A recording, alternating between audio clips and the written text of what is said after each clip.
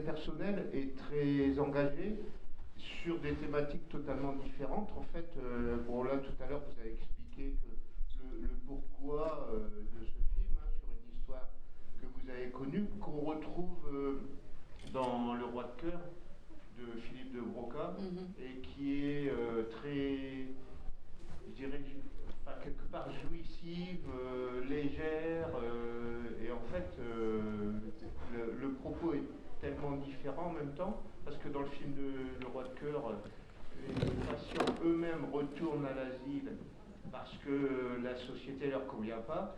Et là, c'est un peu l'inverse, c'est qu'ils veulent retourner dans la vie de tous les jours. Donc, bon, moi, je trouve que il y a vraiment un point de vue personnel, il y a une histoire, donc je ne sais pas ce que vous... Enfin, la genèse, vous en avez parlé, mais je suis touché, quoi. Voilà. Merci. Ben, ça me touche, moi. Justement, dans ce que dit Gilles, enfin, de ce que dit le spectateur, il y a quelque chose qui me frappe, qui renvoie à la fin du film, où les gens, tu as raison, voudraient bien, au moins certains d'entre eux, rester dans la vie. Et bon, la réaction de la fermière, notamment, à l'aveu du personnage joué par Miu Miu, aveu indirect, enfin très, très naïf et très spontané, me fait me poser une question.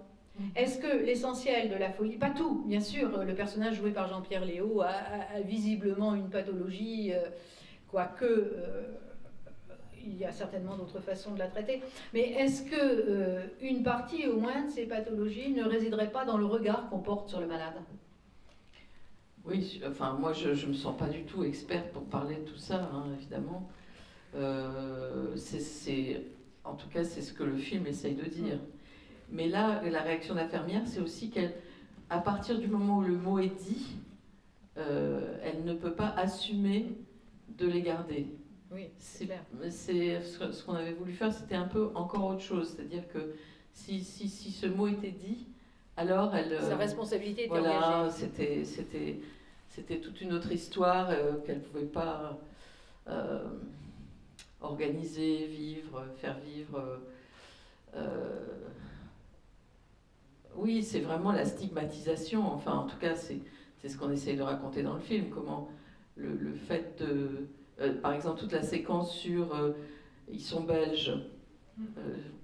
Voilà, c'était vraiment cette idée-là. Et ça venait, d'ailleurs, là pour le coup, bon, évidemment, je me doutais que j'ai eu énormément de conversations, en particulier avec mon co-auteur, en fait, qui était infirmier psychiatrique, qui est dont le pseudonyme est Antoine Montperrin. Mais avec d'autres personnes.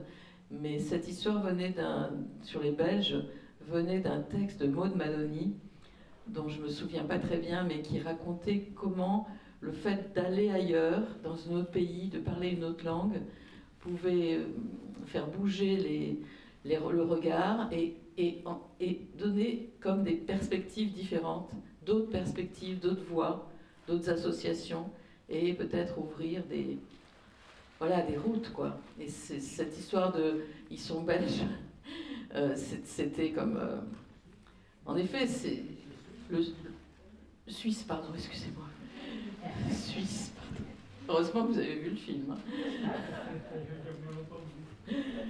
Non, moi j'étais complètement embrouillée par ce coup de téléphone. Oui, c'est ça. Voilà, c'est au fond, si on donne comme explication ils sont fous ou ils sont suisses, le regard évidemment n'est pas le même. Et du coup, la possibilité qu'on a d'interagir avec les autres, de se projeter dans un avenir, etc., n'est pas le même. Bon, voilà, c'était un des exemples de cette idée de déstigmatiser, en fait, qui était au cœur de cette histoire quand elle m'était racontée par les infirmiers de l'hôpital de Fleury-les-Aubrais, donc il y a 20 ans, il y a plus longtemps maintenant, quand j'avais 20 ans, quand je commençais à m'intéresser à cette histoire, quoi. Et dans cet hôpital, Voilà. Est-ce qu'il y avait des thérapies qui s'inspiraient justement de ça ? Oui, bien sûr. C'était la grande époque de la psychiatrie institutionnelle. Moi, j'accompagnais les infirmiers, enfin comme petite main, dans la psychiatrie de secteur. Voilà, c'était tout un courant, mais je suis sûre qu'il y a beaucoup plus d'experts que moi, là, dans la salle, qui peuvent parler de ça. C'était à ce moment-là très vivant pour moi. Mais ça ne datait pas de ce moment-là, ça date de l'après-guerre et justement d'histoires comme celle-ci qui se sont passées. Il y a tout ce qui s'est passé à Saint-Alban, enfin bon, voilà, c'est tout un, comment dire ça, la création d'une forme de réflexion sur la psychiatrie, la façon de considérer ceux qui souffrent. Et en ce qui concerne les patients qui sont dans cet hôpital, c'est ce que je ne sais plus si c'est ce que j'essayais d'expliquer juste avant, c'est-à-dire que à ce moment-là, l'enfermement ne concernait pas seulement les patients qui avaient une souffrance psychique, mais aussi des marginaux, des rebelles, enfin, c'était aussi un lieu d'enfermement. C'est une autre tradition, ça. Voilà, ou par exemple, le garçon qui est né à l'hôpital, en fait, le jeune garçon, il est né à l'hôpital, bah, il reste là, et donc il est pris dans un statut qui est intermédiaire entre le statut de patient et je ne sais quoi. Voilà, donc une des choses qui avait été très difficile, et c'est toujours difficile pour moi par rapport au film, c'est que c'était avant les neuroleptiques, et historiquement, et la souffrance, en tout cas dans ce que j'ai lu, ou de ce qui m'a été raconté, s'exprimait d'une façon qui est très difficile à représenter, en fait. C'est toujours enfin, je dirais pas regret, mais une de mes interrogations quand je pense à ce film. Je pense que c'était trop difficile de représenter la souffrance psychique avant les neuroleptiques, et ce que je ne sais pas, en fait, comment ça pouvait se passer, et je pense que le film, il est un peu en retrait de ce qui pouvait se passer dans l'hôpital, quoi, à ce moment-là. Bon, c'était des hôpitaux mondes, hein, je ne sais pas si vous le percevez, enfin monde, des communautés, en fait, où il y avait une ferme, je ne sais pas si on le perçoit bien dans le film, une ferme, on voit le jardin, voilà, des cultures, enfin c'était un monde clos. Et c'est aussi ce monde clos-là qui, à ce moment-là, devant l'abandon des responsables, s'ouvre. Un monde clos qui était à la fois une prison et puis une protection, où il y a la monnaie, enfin je ne sais pas si on le comprend bien, il y a la monnaie de l'asile, tout ça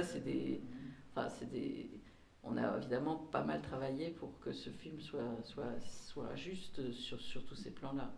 Mais mon regret, disons, c'est là, enfin regret, la représentation de la folie telle qu'elle pouvait se manifester physiquement,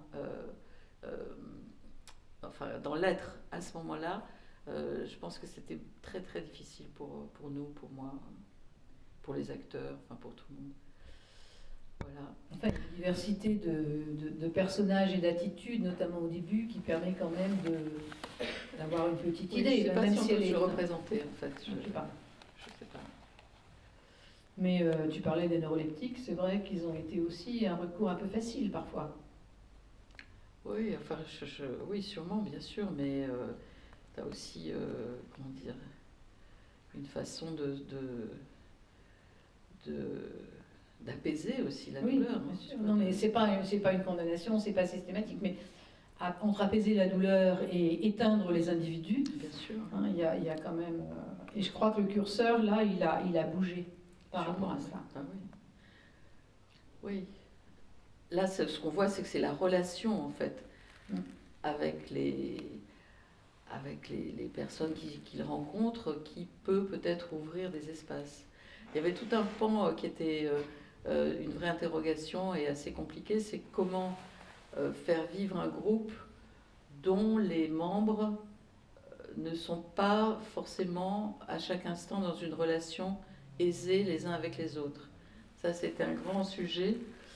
Comment ils pouvaient à la fois être ensemble et pas ensemble, avec des moments ensemble et puis des moments chacun dans sa bulle, dans sa solitude. Et une des réponses, c'était pour que le groupe se constitue, en fait, c'était la géographie. C'est-à-dire ils suivent un chemin, et donc parfois ils se retrouvent, parfois ils se séparent, enfin, et c'est des chemins qui sont l'aqueduc, etc. C'est des chemins qui sont aussi les chemins du développement économique colbertien, qui fait qu'il y a des chemins, il y a des aqueducs, il y a les canaux, enfin bon voilà, il y a toute une géographie du halage qui permet il y a toute une géographie souterraine du film, parce que je voulais pas faire un groupe dont j'avais le sentiment qu'il pouvait pas être un groupe en fait. Voilà toutes mes interrogations, mais moi je suis curieuse des vôtres en fait. Oui. une scène que j'ai trouvée très belle, c'était tout au début, quand Jean-Pierre Léaud est dans la forêt, il est blanc et on a l'impression qu'il est surélevé par rapport à la forêt, pour ceux qui s'envolent. Ah oui. Alors je ne sais pas comment vous avez fait, ou c'est vous qui avez cette image-là, mais j'ai l'impression vraiment qu'il s'envolait, quoi. Oui, oui, il y a toute une partie dans le film, il y a aussi les âmes avec les petites flammes, il y a les poissons qui brillent, il y a toute une partie dans le film où on essaye de rester à la lisière d'un rêve, en fait, d'une projection. Et donc là, cette histoire, c'était l'histoire d'un rêve, en fait, qui m'avait été racontée. Et donc, comment on avait fait? Eh bien, c'était toute une histoire. D'abord, en fait, il marche vraiment sur une sorte de praticable, en fait, qu'on avait mis dans les frondaisons. Et puis, on l'avait filmé avec un drone. Oui, c'était pas un drone d'ailleurs à ce moment-là. Bon, bref, c'était une énorme histoire, en fait. Et puis, quand l'arbre se redresse, en fait, c'est juste que c'est à l'envers. C'est-à-dire qu'on a quand même coupé un arbre pour faire ça. Et puis, on l'a monté à l'envers. C'est-à-dire que, vous voyez, c'est un trucage très simple, en fait, du début du cinéma, quoi. Mais ce qui est beau surtout, c'est qu'il marche dans les frondaisons, et ça, il le fait vraiment. C'est pas fait électroniquement, quoi. Il le fait vraiment, et je pense que ces trucages qui sont des trucages à la prise de vue ont plus de poésie que les trucages électroniques. C'est-à-dire que ça se passe vraiment, on pourrait dire. Et c'est pas la même chose. Par exemple, quand il y a l'âme qui s'envole, c'est une petite flamme qu'on a baladée, tout ça. Enfin, il y a plein de petits trucs comme ça dans le film. Je dis petits trucs, mais... Pas tant que ça, mais non. Il y en a quelques-uns qu'on voit ou qu'on voit pas, en fait. Enfin, qu'on voit clairement ou qu'on voit pas, qui sont quand même là. Mais je pense que j'aurais pu en faire un peu plus, oui. Oui, peut-être, oui, c'est vrai, ça aurait été bien qu'il y en ait d'autres. Mais il y en avait d'autres, et puis finalement, on les a pas tournés. Enfin, c'est toute une histoire, tout ça.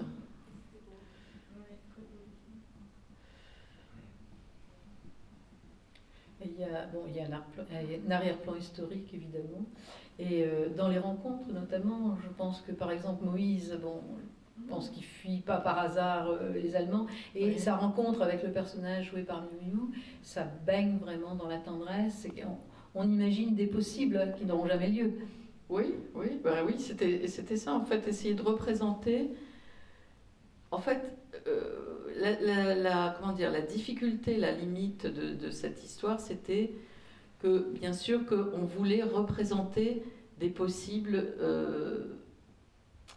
immenses. Et comment représenter des possibles tout en représentant quelque chose qui soit limité. Vous voyez ? Oui, mais c'était pas forcément des miracles. Voilà, c'est ça. En fait, représenter des possibles qui soient pas forcément... tout est résolu, quoi, mais qu'il soit des chemins.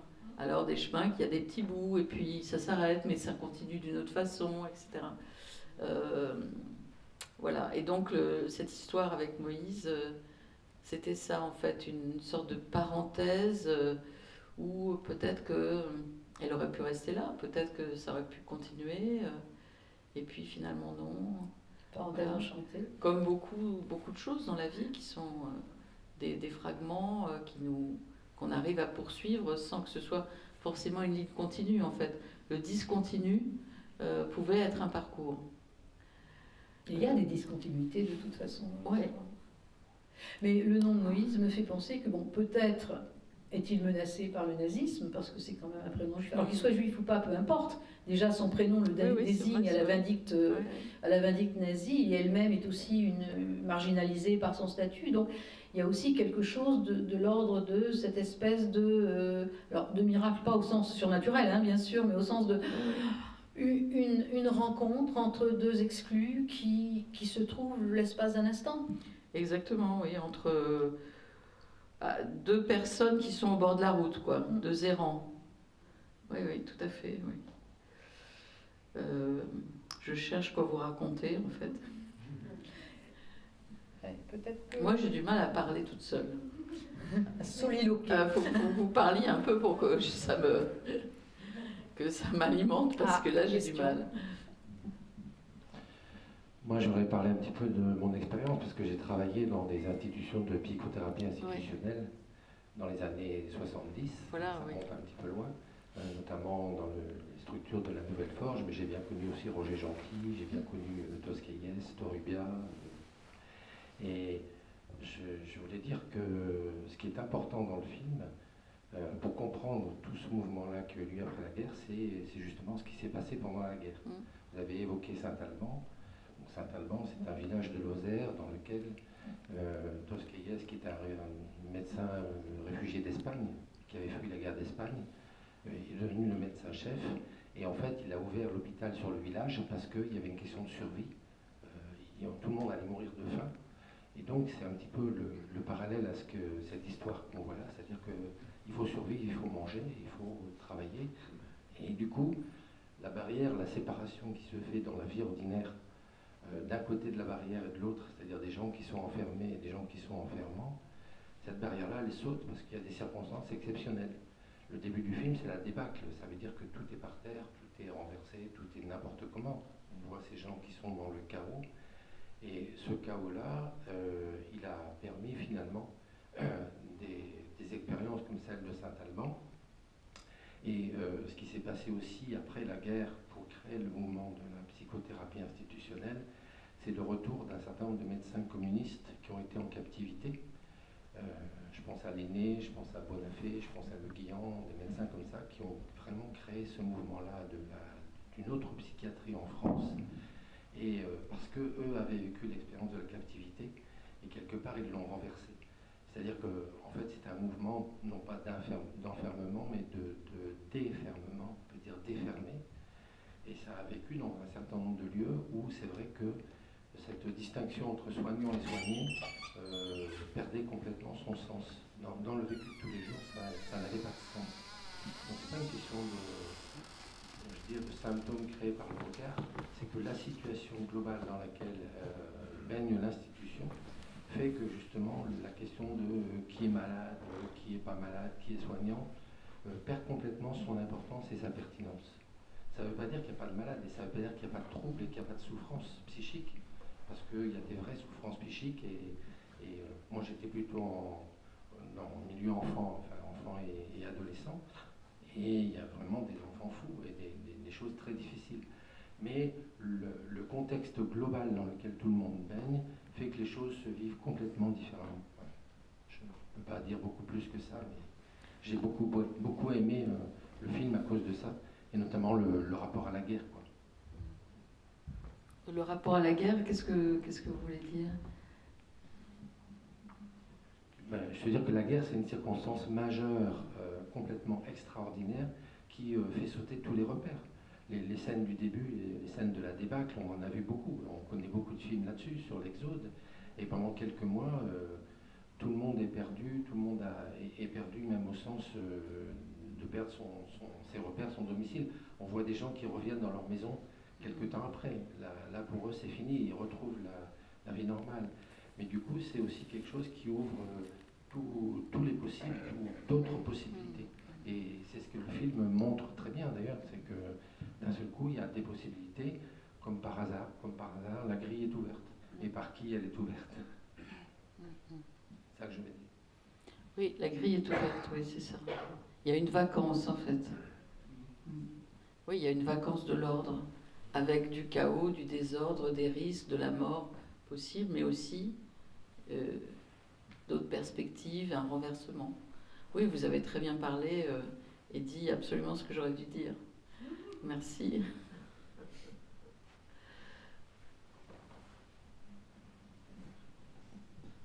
D'ailleurs, le chaos, tu parles de chaos, le chaos extérieur est encore plus grand que le chaos intérieur. Je ne sais pas s'il est encore plus grand, mais oui, il est grand. Oui, là. parce qu'il y a ces corps massacrés qu'on trouve. Enfin, oui, alors ça, c'était une de mes... Comment faire? On avait très peu d'argent pour faire ce film, et comment faire pour représenter la débâcle, la guerre. Et donc là, on est dans un après-coup, en fait. Bon, sauf le premier plan, la première séquence, voilà, le long de la Loire, où là, on a été aidé énormément par les gens du coin, en fait, qui ont sorti ce qu'ils avaient chez eux. puisque c'était pas si loin finalement, hein, dans le temps. Mais sinon, en fait, la guerre, on l'entend, on voit on en voit les corps, effets. voilà, on en voit les effets, on arrive après, il s'est passé quelque chose. Et tous ces corps morts, toute cette... c'était aussi une façon de... Enfin, il y a dans le film quelque chose qui est très cru, en fait, hein, de vie et de mort. Enfin, de pulsion de vie plutôt que de vie et de mort, de pulsion de vie et de pulsion de mort. C'est Eros et Thanatos. Voilà, de mouvement de mouvement de vie, je ne sais pas comment le dire autrement, et de recroquevillement, de l'ordre revient, voilà, de la mort, le cauchemar, quelque chose qui tourne en rond, voilà, la prison, on pourrait dire. Et ça, c'est vraiment au cœur du film, dans sa matière. Et donc représenter la mort les morts était une façon aussi de parler de quelque chose de la souffrance psychique, une sorte de point de butée. Je ne sais pas trop comment le dire, c'est pas facile de commenter quelque chose comme ça. Mais ça nous a beaucoup occupés dans la fabrication du film. Et à l'inverse, tu as des pulsions de vie dans les couples qui se forment, qu'ils Bah, soient provisoires ou... Plein de choses. C'est pour ça que je parle d'Eros et Thanatos. Les animaux, c'était quelque chose de très important dans ce film. Les chevaux, voilà, tout le courant d'animalité, d'animalité dans le film était vraiment pas là par hasard. D'abord, il y avait beaucoup de force et de plaisir à le filmer, mais c'était aussi pour moi au cœur de la problématique du film. Oui, j'avais encore une question qui m'a intriguée. Il y a un des personnages qui commence à parler à des malades, et puis se met d'un seul coup à parler. On est vraiment, c'est stupéfiant, puis il se met à parler normalement, et il meurt. Donc, là, je vois plus de quoi vous voulez parler. Un des personnages, un de ceux qui a le plus en difficulté psychiquement, quoi. Oui. En plus physiquement aussi. À un moment, il se met finalement à arriver à parler. Ah oui. Il est heureux, etc. Oui, je vois. Et il meurt. Et en fait, dans l'histoire, alors peut-être que c'est pas clair, il meurt parce qu'il a mangé des champignons empoisonnés. Et c'est pour ça qu'il a des visions. La parole aussi, c'est ça extraordinaire. Il retrouve la parole. Ben voilà, il retrouve la parole. Je ne sais pas comment trop le justifier, mais avant de mourir, il retrouve la parole. Voilà. Il est délivré et il meurt. Voilà. Oui. C'est ça, mais c'est moins bien à raconter qu'à voir. En parlant de retrouver la parole, il y a cette jeune femme aussi atteinte de nudité qui ne parle pas et qui tout d'un coup, quand elle investit une maison qu'elle trouve sur le... c'est ma chambre. Ouais, c'est ma chambre. Et en disant ça, elle se crée un univers, une sécurité, etc. Et elle se met à parler. Ben, elle commence à parler, oui. C'est-à-dire qu'il y a aussi tout ce qui se passe avant, ou dans la séparation d'avec l'autre. C'est cette distance aussi qui fait qu'elle se met à pouvoir projeter des mots. Et puis c'est ma chambre, c'était l'idée d'être contenue en fait. Il y a beaucoup ça dans le film, quand aussi on enveloppe Fernand dans un drap, enfin oui c'est ça, dans une couverture. Comment l'enveloppe peut peut-être aider parfois. Voilà. C'est une contention aussi pour Fernand. Oui, c'est une façon de retrouver une limite peut-être. Alors que j'ai l'impression que chez la jeune fille c'est autre chose, c'est plutôt un cocon protecteur, non ? Bien, tu me poses la question comme si je connaissais la réponse. C'est quand même dingue. Non, mais quel est ton ressenti là-dessus ? Oui, c'est ça, peut-être, oui. Je dirais une maison, en fait. Une maison. C'est-à-dire qu'il y a dans le film, en fait, toute une thématique sur... ce seraient les 3 petits cochons, en fait. C'est-à-dire qu'ils n'arrêtent pas de se trouver des maisons qu'ils vont perdre. Et... c'est ce que je disais tout à l'heure, j'essayais de formuler sur le discontinu. C'est-à-dire que ça se défait tout le temps. Et on les chasse, l'abri est provisoire. Mais en fait, à travers ces abris provisoires, quelque chose s'élabore qui n'est pas éternel, mais qui est des bouts de chemin. Enfin, c'est ce que j'essayais de faire. Et là, c'était ça, c'était cet abri provisoire. je sais pas, peut-être l'écho de quelque chose où il y avait une sorte d'harmonie, où elle trouve sa place. Après, je suis pas dans sa tête, mais ce que j'essaye de représenter à ce moment-là, c'est ça, en fait, il y a un petit espace où elle peut être bien. Oui, c'est tout à fait l'effet que ça fait. Oui. Elle peut être en sécurité. Pourquoi? J'en sais rien. Peut-être que ça fait écho pour elle à quelque chose d'autre, à une vie d'avant, à un souvenir, une vision, une couleur, enfin, comment... Une nostalgie. Je ne sais pas. Mais je pense à sa c'était valise. cette idée-là, oui, c'était cette idée-là. Il y avait un endroit où elle pouvait se sentir apaisée. Mais j'espère qu'en tout cas, vous avez ressenti des choses, voilà. Après, je ne peux pas forcément les justifier d'une façon très, comme ça, circonstanciée.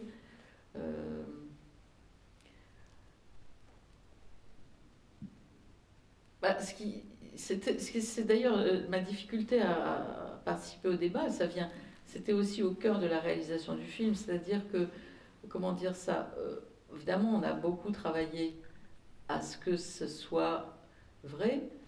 Par exemple, ce dont parlait la personne qui parlait de son expérience des années 70, toutes ces lectures, toutes ces rencontres, tous ces témoignages, pour essayer de nourrir le film. En même temps, c'était pas mon activité, mon métier, évidemment. Et ce que je me disais, c'est que, et ce que je disais aux acteurs, c'était que notre humanité était en connexion avec l'humanité des patients, et que c'était bien une commune humanité.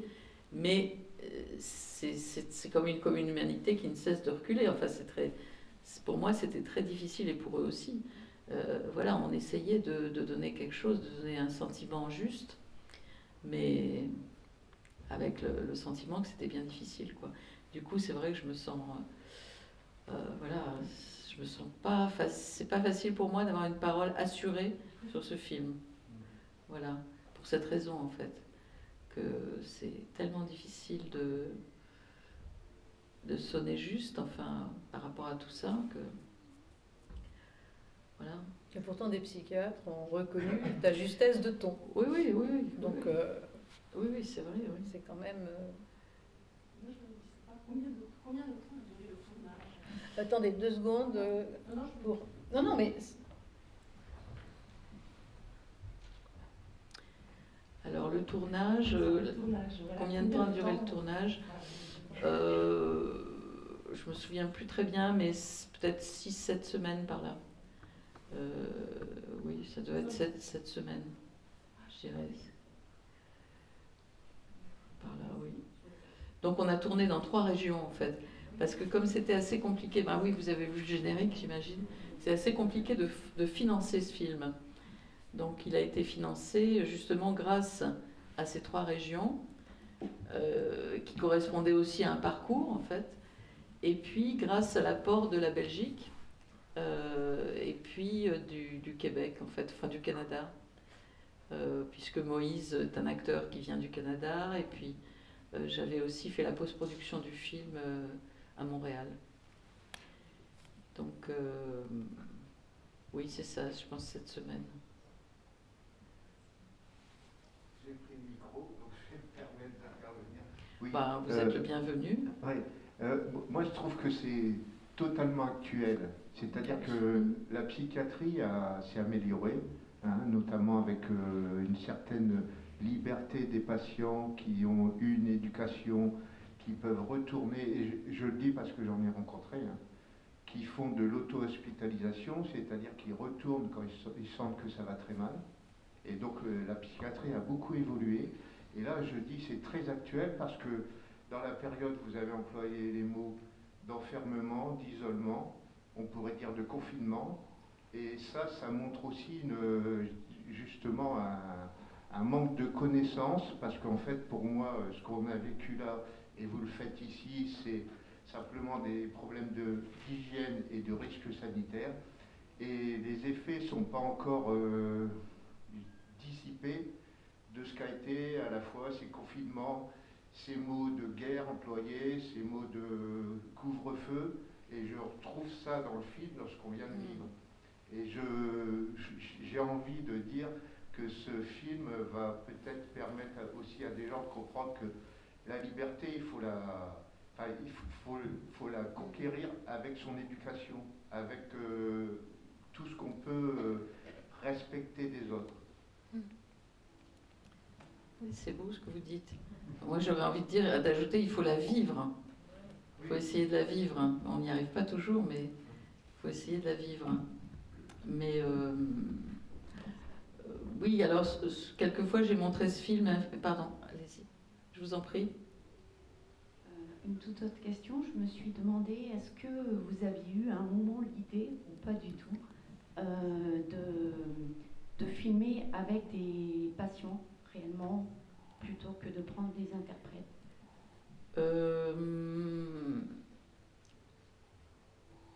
Oui, enfin, comment dire, le film tel qu'il était écrit, disons que maintenant, oui, j'aimerais le faire. Enfin, je ne vais pas refaire ce film. Mais là, le film tel qu'il était écrit, c'est-à-dire avec son caractère très très romanesque, bien sûr, je me suis posé la question, mais je n'étais pas dans un rapport suffisamment intime avec l'institution, enfin avec l'institution, avec des patients, etc., pour le faire. Maintenant, oui, j'aimerais le faire, oui. Après, je regardais, je trouve que c'est bien, en fait, ce qu'ils font, c'est ce que font les acteurs, je veux dire. Mais je n'étais pas assez impliquée, enfin, sur ce terrain-là, pour le faire. Tout le début, quand on est à l'hôpital d'Angers, en fait, ce sont des patients de l'hôpital qui jouent les patients et qui jouent, enfin, voilà, quoi, qui jouent et qui décident de le faire comme ça. Mais après, j'avais déjà beaucoup de mal à produire le film avec des acteurs. Là, j'aurais été vraiment dans de grandes difficultés. Mais bien sûr, tout le travail de l'oiseau-mouche, ou par exemple ce qu'a fait Yolande Moreau quand elle a fait son film Henri, qui se passe en partie dans une institution, enfin avec des patients des personnes qui fréquentent l'oiseau-mouche. Bien sûr, ça m'a beaucoup intéressée, hein. Tout à fait, oui. Je pense que ce serait un autre film, en fait, moins romanesque peut-être, enfin romanesque d'une autre façon. Il y a beaucoup d'archives filmées dans les lieux dont on a parlé tout à l'heure. Oui. À Saint-Alban, on a fait beaucoup de films, où là, ce sont vraiment les malades eux-mêmes, hein, et Oui. on peut les voir, enfin. Mais c'est vrai que c'est une mémoire qui s'est un petit peu perdue, hein, Oui. tous ces lieux qui ont éclairé pendant un certain temps, plusieurs décennies. Le dernier survivant de ce mouvement-là, ça a été Jean Houry, qui a dû arrêter à la clinique Laborde à Cheverny, parce qu'il a été vaincu par les contraintes administratives. On a complètement fait fermer la cuisine. Enfin, tous les lieux de vie ne pouvaient plus exister parce qu'il y a eu un carcan administratif de plus en plus important, pesant, qui s'est mis, et qui fait que ce qui était avant le pouvoir des médecins et qui émanait des médecins est maintenant un pouvoir du côté d'une administration qui a tout à fait une autre approche des choses, quoi. Oui, c'est le gouvernement par les nombres, en fait. C'est-à-dire, si... Par les règlements. Oui, et puis par l'argent.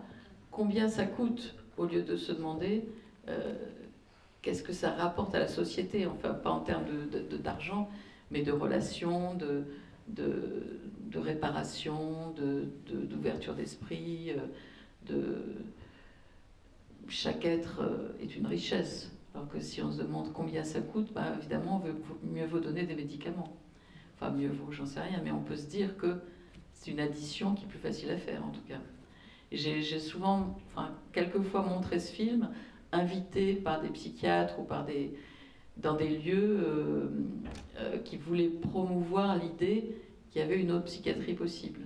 Et je pense que c'est très important pas de montrer ce film, mais d'essayer de faire vivre tout ce qu'il y a pu y avoir d'émancipateur, d'humain, d'humaniste, de politique dans ce mouvement dont vous parlez. Il y a un très beau film de Nicolas Philibert qui se passe à Laborde, dont le titre m'échappe.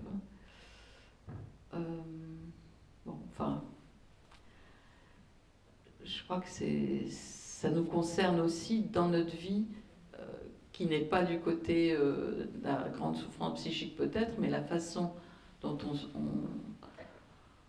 on intègre dans notre société ceux qui souffrent à ce point, elle nous concerne évidemment.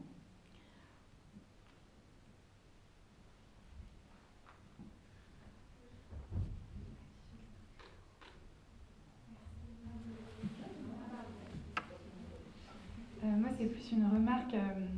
Ce qui m'a touchée dans le film aussi, c'est que je trouve que vous leur redonnez un corps et un cœur et que c'est des choses qui sont un peu dans les représentations, parfois un peu tabous, sur justement chez les marginaux, chez les fous, comme on dit, le rapport à l'amour, aux relations amoureuses, sexuelles, etc.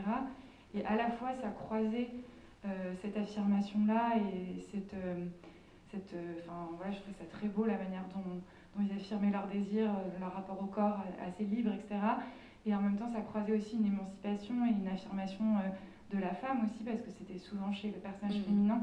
Et c'est assez beau en tant que spectatrice ou même en tant que spectateur de voir ça et de dépasser un peu aussi tous les préjugés, représentations et même des rapports amoureux aussi à la fin entre la jeune fille et Lucie et le jeune fermier. Enfin voilà, enfin, le fait que le désir et l'amour circulent et puissent aussi dépasser les frontières comme ça entre ces mondes-là. Enfin voilà, c'était très beau.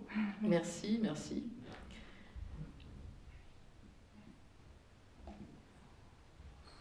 C'est l'affirmation de la vie.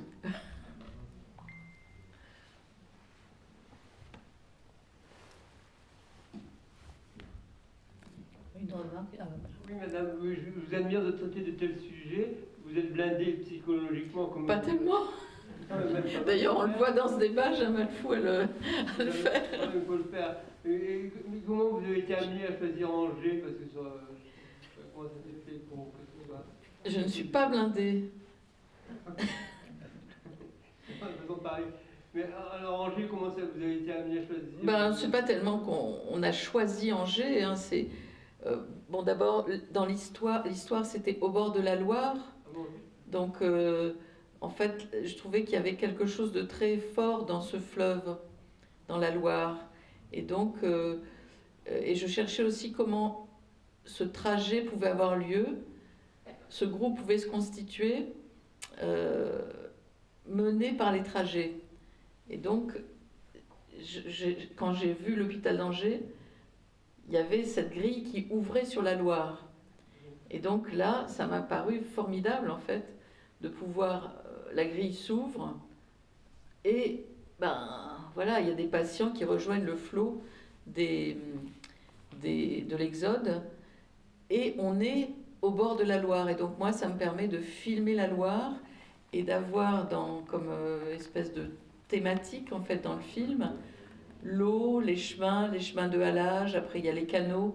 Enfin, vous voyez, ça me permet d'avoir cette thématique-là et puis aussi la thématique d'un fleuve sauvage. La Loire, c'est un fleuve qui déborde par moments, qui par moments est à sec, qui a quelque chose de non domestiqué, qui était une thématique aussi, évidemment, que j'essayais de faire vivre dans le film. Donc, vous avez été accueilli sur place, parce que c'est vrai que Angers, c'est assez bourgeois comme ville. Ouais, c'est ça, Saint-James. Ouais.